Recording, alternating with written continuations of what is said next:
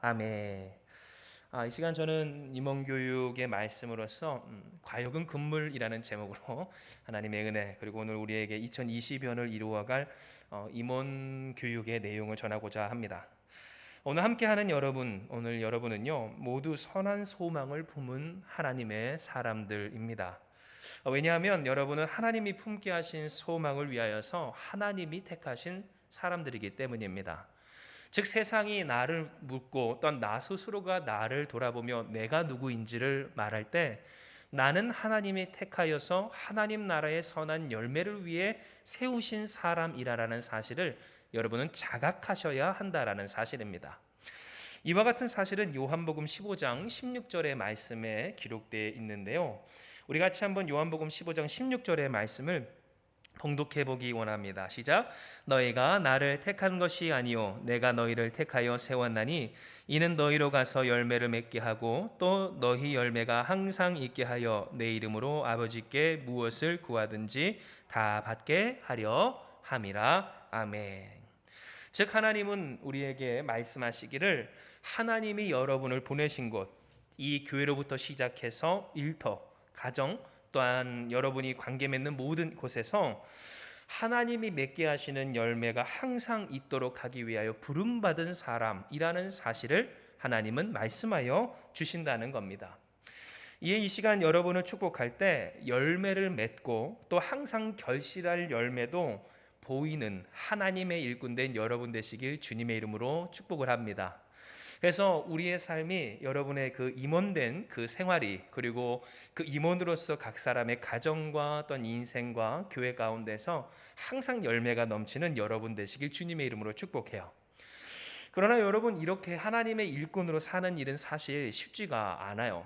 왜냐하면 맡은 자에게 있어서 커다란 피로감이 이 하나님의 일꾼으로 살아가는 데 있어 주어지기 때문입니다. 저는 그리고 이 피로감이 어디서 올까를 생각해 보건대 이것은 이루지 못하는 것에 대한 허무함에서 오는 것은 아닌가라는 생각을 해요. 즉 우리가 단순히 피곤해서 힘겨워서 물리적으로나 체력적으로 딸려서 내가 하나님 일하기가 참 힘들다라고 할 때라기보다 하나님의 일을 하는데도 불구하고 소출이 없고 또 맺을 것 같은 열매가 보이지 않을 때 해도 소용이 없고 열심히 해놨는데 칭찬받지 못하는 그런 상황이 계속될 때 특별히 임원, 하나님의 일꾼으로서 살고자 하는 사람들에게 있어 극심한 피로감이 몰려오게 되는 것을 저는 보게 된다라는 겁니다. 그렇다면 우리는 여기서 질문을 한 가지 하게 되죠. 왜 하나님이 시키신 일인데도 불구하고 열매가 있지 못하는 것인가? 왜 하나님이 세우셨다라고 우리를 많은 열매를 위하여서 세우셨다라고 함에도 불구하고 이 열매가 내 눈앞에라도 보이지 못하는 것인가 하는 그러한 질문이 들 때 저는 먼저 여러분이 이것에 대한 세 가지 인식이 바로 서시기를 소망해요. 그것은 첫째, 우리가 하나님께 택하여 부름받은 일은 구원의 일, 곧 사람을 살리는 일이라는 것과 둘째, 이 일은 본래 누가 하시는 일? 사람이 아닌 하나님이 하시는 일이라는 것이에요. 그러니 셋째, 우리가 반드시 알아야 할 것이 뭡니까? 내가 하던 대로 해서 될 일이다 안 될 일이다? 안 될 일이라는 것을 생각을 해볼 때 왜 하나님이 시키신 일인데도 불구하고 우리가 소출이 없고 또한 열매조차 우리 눈에 보이지 않을까를 생각을 해보면 사실 여기에 다 그 이유 안에 포함되는 거예요. 사람을 살리는 일이기고 또 하나님이 하시는 일이기에 내 뜻대로 하면 할수록 일이 되어지지 않는 이러한 일들이 우리의 이 신앙 그리고 특별히 하나님의 일꾼된 사명의 여정 가운데 있다라는 거예요. 이와 같은 사실이 우리가 읽은 갈라디아서 5장 16절에서 17절의 말씀의 내용입니다. 왜냐하면 갈라디아서 5장 16절에서 17절의 말씀은 기록되길 내가 이르노니 너희는 성령을 따라 행하라 그리하면 육체의 욕심을 이루지 아니하리라. 육체의 소욕은 성령을 거스르고 성령은 육체를 거스르나니 이 둘이 서로 대적함으로 너희가 원하는 것을 하지 못하게 하려 함이니라 라고 기록되어 있기 때문이에요. 즉 사람이 욕심으로 하면 할수록 성령이 거슬러지고 사람이 성령을 거스르면 거스를수록 그 사람이 진정으로 그 마음에 원하던 것을 이루지 못하게 된다. 이것을 하나님은 이미 갈라디아에서의 말씀을 통해서 우리에게 깨닫게 하시고 이야기해 주신 바라는 거죠. 여기서 우리는 특별히 그렇다면 이 욕심은 무엇인가 라는 것에 대해서 좀 깊이 생각해 볼 필요가 있어요. 왜냐하면 보통 우리가 욕심하면 무엇을 떠올리나요? 우리가 욕심하는 것, 그것은 내가 갖지 못한 혹은 내가 이루지 못하고 누리지 못하는 내 밖에 있는 어떤 것에 대한 욕망을 지칭할 때가 많기 때문이에요. 내가 욕심을 부려받고 또한 욕심이 나고 또한 탐이 난다는 것, 그러한 욕심들, 내가 누리고 싶고 하고 싶고 행하고 싶은 모든 일들에 있어서의 욕심을 우리는 흔히 우리 바깥에서 찾는다라는 거예요. 그런데 저는 이것만큼이나 오히려 이것보다 더 심각한 욕심이 우리 이 사람 안에 있다라고 보고요. 성경은 사실 이것에 대해서 누누이 언급한 바입니다. 왜냐하면 사실 우리가 하나님의 뜻에 있어서 그 하나님의 뜻을 거스르게 되기까지 상황이나 환경이나 혹은 어떠한 세상 것에 대한 그런 외부적인 것에 대한 열망보다도 우리 안에 있는 욕망, 곧 내가 나대로 살고 싶은 것에 대한 욕심이 지나칠 때, 그 과욕이 화를 부를 때가 허다하기 때문이에요. 내가 살던 대로 살고 싶고, 내가 생각하던 대로 생각하고 싶고, 또한 내가 평가하는 대로 평가하고 싶고, 그래서 내가 계획한 대로 살고 싶은 내 그 가치관과 기준과 또한 방식과 계획을 그대로 가지고 가고자 하는 욕심, 이것을 성경은 뭐라고 부를까요? 강팍함, 완악함이라고 불러요. 즉 이 욕심이야말로 내가 갖고 싶다, 하고 싶다, 되고 싶다라는 것과는 정말 차원이 다른 하나님의 역사를 뒤집어 엎고도 남을 강력한 원인이었다라는 사실을 우리는 기억해야 한다라는 거예요. 실제로 이러한 욕심은요, 목회를 해온 지난 날을 되돌아볼 때 쉽게 떠올려지는데요. 왜냐하면 저에게도 지금도 그렇지만 살려만 주세요 하고서는 그 자녀를 맡기든 자신을 맡기든 그렇게 손을 뻗어 도움을 요청하는 사람들이 꽤나 많았기 때문이에요. 그래서 정말 하나님의 은혜로 하나님이 그 사람을 고치시고 또한 그 자녀를, 청년을 고치시고 또한 그 가정을 회복시키는 것을 볼 때 이런 경우가 있어요. 살려주니까, 나아지니까, 그래서 하나님의 말씀이 들어간 그곳에 화평과 또한 치유와 회복과 구원의 역사가 있게 돼서 그 사람이 이제 중내 산해하는 수준을 넘어서게 되니까 맡긴 사람이, 그 사람이 본인 스스로이든 혹은 부모이든 형제이든 누구이든 할 것 없어요. 그 사람이 욕심을 부릴 때 맡겨놓은 자기 삶을 자기가 다시 가지고 또한 맡겨놓은 자녀의 인생을, 그 생활을 자기가 다시 주도권을 가지고자 하는 경우가 있다는 거예요. 심지어는 어떤 경우가 있냐면 이런 경우도 있어요. 살려놓고 살아가고 있는데, 나아지고 있는데 내 뜻대로 되지 않을 거면 다 때려치고 부셔버릴 거라고 하는 그러한 경우도 저는 보았는데요. 그 결과 어떻게 되었을까요? 흔적만 있고 실체는 없게 됩니다. 전보다도 더 나빠지게 되는 경우를 봐요. 예수님이 그래서 그런 말씀 하셨잖아요. 예수님께서 아무리 귀신을 내쫓으셔도 그 집이 깔끔하게 보수된 이후에 귀신이 다시 들어왔을 때, 야, 여기 깔끔하고 좋다 싶어서 7 귀신이 한꺼번에 들어온다라는 그런 얘기를 하셨던 것이 바로 이와 같은, 하나님께 맡겨놨는데 그래서 한번 그 은혜를, 그 내세의 영광과 은총을 맛보고도 하나님께 자신의 주도권을, 그 완악함을, 강팍함을, 곧 내가 내 뜻대로 내 방식대로 살고자 하는 욕심을 버리지 못하는 그 과한 과욕이 이를 그르치게 될 때 전보다는 비교할 수 없는, 그래서 가래로, 호미로 막을 것 가래로 못 막고 가래로 막을 것을 어떠한 순으로도 못 막는 그런 무너진 댐과 같은 인생들을 보게 된다라는 사실이에요. 그래서 여러분, 저는 여러분이 참 소중하고 또한 여러분을 정말로 축복하고 싶어요.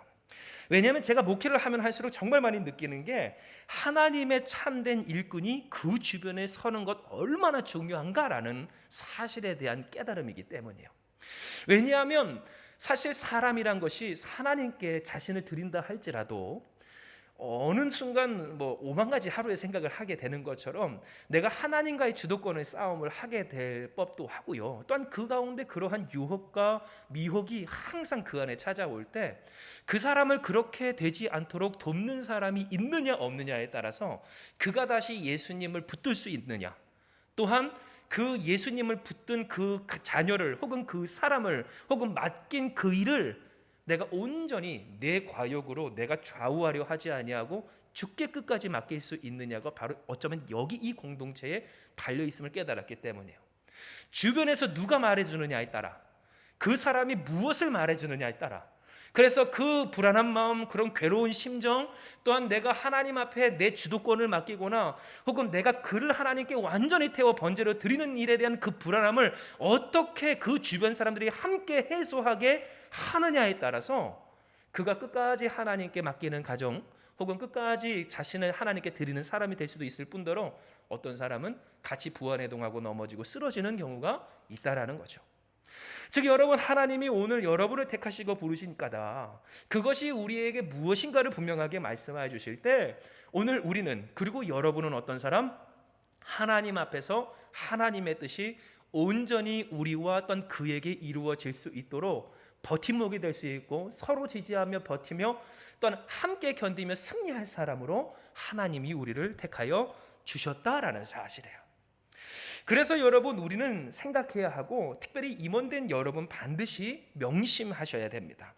왜냐하면 우리에게 있어서 정말로 우리의 구원을 맡고 우리 가정의 구원을 맡고 내 사랑하는 자녀들과 내가 맡겨주신 그 하나님의 어린 양들에게 있어서 성장과 변화와 회복을 가로막는 것은 세상 어떤 사람들이 이야기하는 것처럼 가난이나 문제나 혹은 결핍이나 어려움이나 혹은 너무 과한 풍족함이 아니라 무엇에 달려 있어요? 바로 그를 하나님께 온전히 맡기지 못한 그 자신이나 혹은 그 주변의 사람들, 곧 우리에게 있기 때문이에요. 하다못해 만약 제가 오늘도 이제 오면서 저희 아들의 얘기를 했지만, 제가 저희 아들한테 교회 오는 그 길에 막 잔소리를 했다면 나중에 커서요, 그러면 잔소리 듣고 온 저희 아들이 이 자리에 앉아서 무슨 설교가 들리겠는가를 우리가 생각을 해볼 때, 우리가 잠잠하면 잠잠할수록 하나님의 역사는 선명해지고요, 우리가 흙탕물처럼 뿌옇게 그렇게 난동을 부려 흐트러뜨리지 않으면 않을수록 하나님의 역사와 그 은혜와 능력은 회방과 가리어짐 없이 그 안에서 온전히 이루어질 수 있다라는 거예요. 즉 우리의 목적이 무엇인가? 결국 우리의 소망은 뭡니까? 내가 잘 되듯 그가 잘 되고 그가 잘 되듯 내가 하나님 안에서 잘 되는 것 아니겠냐고요. 즉 이와 같은 선한 목적에 있어서 내가 하나님께 붙들려 그가 하나님께 내가 하나님께 붙들리듯 그 또한 하나님께 붙들리게 되는 것, 오늘 이 한 가지 목적이 우리에게 있는 것을 잊지 말아야 하는 바. 결국 여러분, 하나님이 우리에게 과욕은 금물이라 하신 까닭이 뭡니까? 이 과욕이 이를 그르치지 않도록 우리가 이 임원의 생활, 여기서 말하는 임원은 집사부터예요. 하나님 앞에서 직분을 받아 결국 그 맡겨진 일을 감당해야 할 모든 사람에게 있어서 부모로서의 직분이 있고 또한 배우자로서의 직분이 있고 또한 그 일을 맡아 사는 어떤 직장인으로서의 직분이 있고 주변에 예수 믿는 사람으로서의 직분이 있고, 모든 직분이 사실 우리 가운데 있을 때 하나님은 우리에게 이야기를 하십니다. 과욕은 금물, 이는 이만큼 하나님의 역사가 가려지기 때문이다. 하나님 우리에게 말씀하여 주시는 거예요. 실로 우리는 그래요, 두 눈에 보이는 것으로 판단하며 또한 힘을 얻을 연약한 인간입니다. 사실 누구도 눈앞에서 만약 되어지는 것만 항상 보이게 된다면, 물론 그 안에서도 나름 매너리즘에 빠지기가 참 쉬운 것이 인간이지만, 하물며 보일 때도 그러한데 보이지 않을 때는 지치고 힘겨울 우리라는 것이 너무나도 자명한 사실이에요. 그러나 여러분, 우리는 어떠한 사람입니까? 보이는 것으로 다 담을 수 없는 하나님의 역사를 믿는 사람들인 줄 믿어요. 즉 우리가 상상하기에, 보기에, 예상하기에 도저히 살 수 없는 우리의 삶도 또한 이 교회도 하나님이 지켜오셨고 붙들어 오셨던 것처럼 우리 앞에 있는 그 요단강, 험악한 그 범람한 강 같은 이 세상도 하나님이 말씀으로써 우리를 붙드시고 지키시고 마른 땅처럼 걷게 하실 역사의 당사자라는 사실이에요.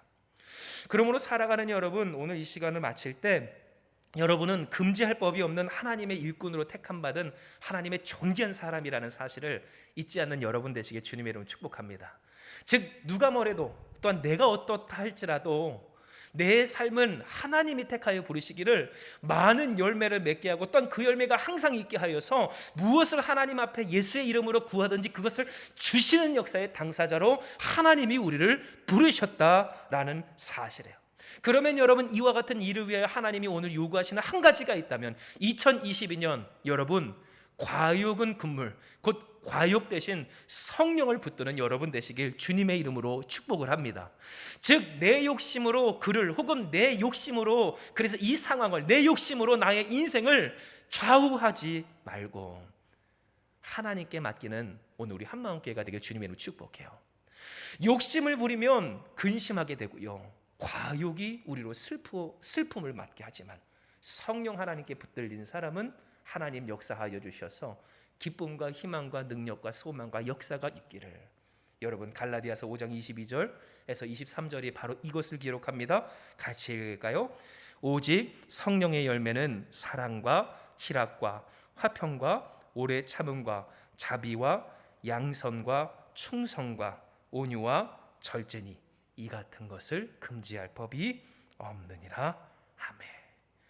즉 하나님이 하나님께 붙들린 성령을 붙드는 사람에게 기쁨 주십니다. 사랑 주십니다. 평안함을 주십니다. 참을 수 있는 힘도 주십니다. 용서하는 친절함도 주시고요, 선을 행할 수 있게도 하시고 충성하게도 하시고 부드럽게도 하세요. 즉 그 사람이 아무리 그 상황이 어떻게, 혹은 내가 아무리 연약하다 할지라도 요즘 우리가 즐겨 부르는 찬양이 있잖아요. 괜찮아 하시는 하나님의 음성으로서, 괜찮게 하시는 하나님의 역사 안에서 우리는 절제하며 승리하며 나아갈 수 있다라는 사실이에요. 그러므로 여러분, 이 시간 말씀을 정리할 때 성령에 붙들리기를 사모하는, 그래서 과욕은 금물임을 잊지 말고 성령 하나님께 붙들리기로 대처하며 결단하는 저와 여러분 우리가 되게 주님의 이름으로 축복합니다. 성령께서 여러분을 먼저 그 과한 욕심에서, 우리를 먼저 과한 욕심에서 지키시고 욕심으로 엎어지는 일에서 건져주시길 주님의 이름으로 축복해요. 내 욕심이 앞설 때 나로 근심하게 하고 낙심하게 하고, 내 마음은 저 멀리 있는데 내 현실이 여기 있을 때, 혹은 그 상황과 그 사람이 여기 있을 때, 여러분 사실 역사는 보이지 않을 때 일어나잖아요. 씨 뿌리고 나서 여러분 한참 쳐다보세요. 그 씨가 갑자기 자라납니까? 그거 이상한 거잖아요. 그런데 하나님의 역사는 이렇게 보이지 않을 때 이루어질 때, 만약 그럴 때마다 그 마음이 앞서서 욕심으로 말미암아 절망하여 그 땅을 갈아엎는다면 뭐가 되겠어요? 여러분, 오늘 우리가 주님이 주시는 평강과 능력과 소망과 위로와 믿음 안에서 괜찮다 하시는 주님의 승리와 역사가 넘쳐나길 주님의 이름으로 축복이 됩니다. 오늘 여러분을 통하여서 하나님의 열매가 항상 있게 됨을 믿으며 이 시간 우리가 같이 기도할 때, 오늘은 특별히 통성기도 대신 조용한 기도로 주님 앞에 기도하기 원해요. 하나님, 내 삶에 내가 하나님을 앞서 과하게 욕심부렸던, 성령 하나님의 역사를 거슬렀던 일을 되돌아보게 하시고, 그런 경우, 그런 케이스들이죠, 그것을 내가 떠오르게 하여 주셔서 다른 대처하게 하여 주시옵소서. 내가 앞서 하나님을 가린 것이 있다면 이제 내가 그것이 줄어들게 하시고 하나님의 역사의 영역이 넓어지게 하여 주셔서 오늘 우리로 하나님의 열매가 넘쳐나는 한마음교회, 그리고 여러분의 인생과 가정이 되길 주님의 이름으로 축복합니다. 시간 이 말씀을 붙들고 우리 같이 조용히 기도하기 원해요. 기도하시겠습니다.